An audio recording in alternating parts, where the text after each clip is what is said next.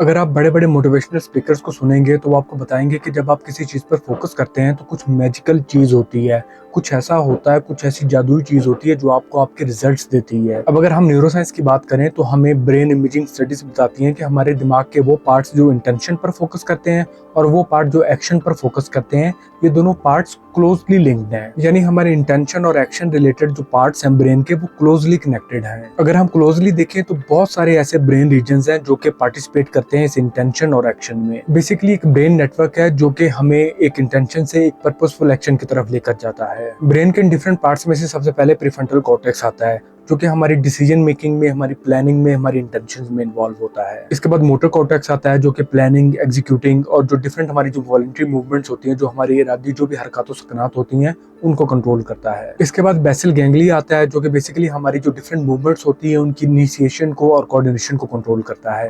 यानी जो भी हम मूवमेंट करना चाह रहे हैं उसको जब हम शुरू करते हैं, जब हम इनिशिएट करते हैं, उसकी इनिशिएशन और कोऑर्डिनेशन को ये बेसल गैंग्लिया देखता है। इसके अलावा जो हमारे डिफरेंट एक्शंस होते हैं उनकी जो सिलेक्शन या सप्रेशन होती है कि कौन सा एक्शन हमने लेना है और कौन सा एक्शन हमने नहीं लेना, इसमें भी बेसल गैंग्लिया का एक रोल होता है। इसके बाद सेरिबेलम आता है जो कि हमारी मोटर लर्निंग में एक इंपॉर्टेंट रोल प्ले करता है। इसके अलावा जो हमारी डिफरेंट मूवमेंट्स होती हैं उनको भी फाइन ट्यून करता है। अगर हम मोटर लर्निंग की बात करें तो मोटर लर्निंग बेसिकली हमारा कुछ बॉडी मूवमेंट्स का सीखना होता है। कुछ मूवमेंट्स या स्किल्स होती हैं जिनको हम सीखते हैं, फिर हम उनको रिफाइन करते हैं और हम उनको इम्प्रूव करते रहते हैं। इसके बाद हमारा सप्लीमेंट्री मोटर एरिया जिसको एसएमए भी कहते हैं और प्री मोटर कॉर्टेक्स आते हैं। ये एरियाज बेसिकली जो हमारी कम्प्लेक्स मोटर सीक्वेंसेस होती हैं उनको ऑर्गेनाइज करने में और प्रिपेयर करने में हमारी हेल्प करते हैं। इसके बाद पोस्टीरियर पैराइटल कॉर्टेक्स आता है जो कि बेसिकली हमारी जो डिफरेंट सेंसरी इन्फॉर्मेशन है उनको इंटीग्रेट करता है हमारी मोटर प्लानिंग के साथ। इसके जरिए से हमें हेल्प मिलती है जब भी हमने किसी ऑब्जेक्ट के साथ इंटरेक्ट करना होता है और जब भी हमने अपने एनवायरनमेंट में और अपने सराउंडिंग्स में नेविगेट करना होता है। और इसके बाद हमारे ब्रेन का पार्ट थैलेमस आता है जिसके बारे में हम ऑलरेडी भी डिस्कस कर चुके हैं कि ये हमारी सेंसरी इन्फॉर्मेशन को और जो डिफरेंट मोटर सिग्नल्स होते हैं इनको ब्रेन के डिफरेंट एरियाज में ट्रांसमिट करता है। अब ये डिफरेंट ब्रेन पार्ट्स और इनके फंक्शंस के बारे में सुनकर आपको कुछ कंफ्यूजन हुई होगी, लेकिन अगर हम अपनी रोजमर्रा की जिंदगी से कोई एग्जांपल लेते हैं,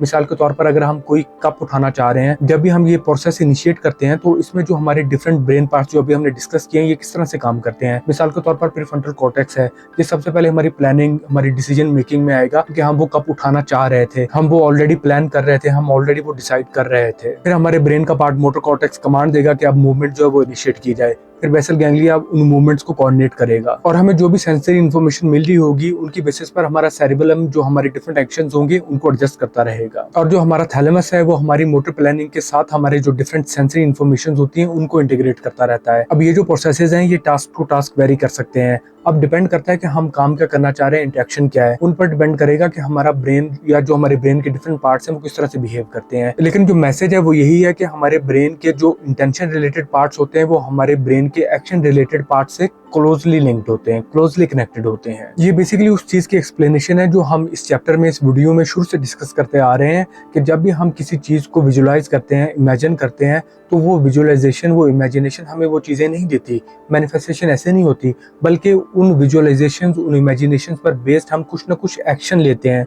जब एक चीज के बारे में आप बार बार सोचते रहेंगे, जब आपकी सिलेक्टिव इंटेंशन ही उस तरफ होगी तो आप एक्शन लेंगे। जब आप एक्शन लेंगे आपको रिजल्ट्स मिलेंगे। अगर वो रिजल्ट्स वो नहीं है जो आप अचीव करना चाह रहे थे तो आप उनसे सीखेंगे, आप अपनी स्ट्रेटेजी बदलेंगे और आप तब तक ऐसा करते रहेंगे जब तक कि आपको कामयाबी नहीं मिल जाती। अब जिस तरह हमने बात की थी कि अगर आप सोशल मीडिया पर एक ही चीज पर फोकस्ड होते हैं तो आपकी सिलेक्टिव अटेंशन होती है, आपको कोई और चीज नजर नहीं आती। इसी तरह से अगर आप अपने मकसद की कुछ चीज देखते रहें, आप कोई बॉडी बिल्डिंग करना चाह रहे हैं तो आप किसी बॉडी बिल्डर जो इन्फ्लुएंसर है उसको अगर आप फॉलो करेंगे तो मैं ये आपको लिख कर देने के लिए तैयार हूँ कि आप एक हफ्ता ना सही, 2 हफ्ते ना सही, 1 महीना ना सही, 2 महीने बाद, 3 महीने बाद आप वो एक्शंस लेना शुरू कर देंगे। जब आप उसको देखेंगे कि किस तरह से वो अपनी बॉडी डेवलप कर रहा है, किस तरह वो जिम जाता है, कैसे उसने अपना स्केड्यूल सेट किया हुआ है, अगर उसके पास पैसे नहीं है तो कैसे उसने मैनेज किया हुआ है, किस किस्म की जिम में वो जाता है, कैसे उसने अपने घर पे डिफरेंट टेक्निक्स अपनाई हुई है, किस तरह की उसकी न्यूट्रिशन है, किस तरह वो चल रहा है। जब आपका ये गोल है और आप उन चीजों को बार बार देख रहे हैं तो आप एक ना एक दिन एक्शन लेना शुरू कर देंगे। तो जिस तरह हमने पहले चैप्टर में बात की थी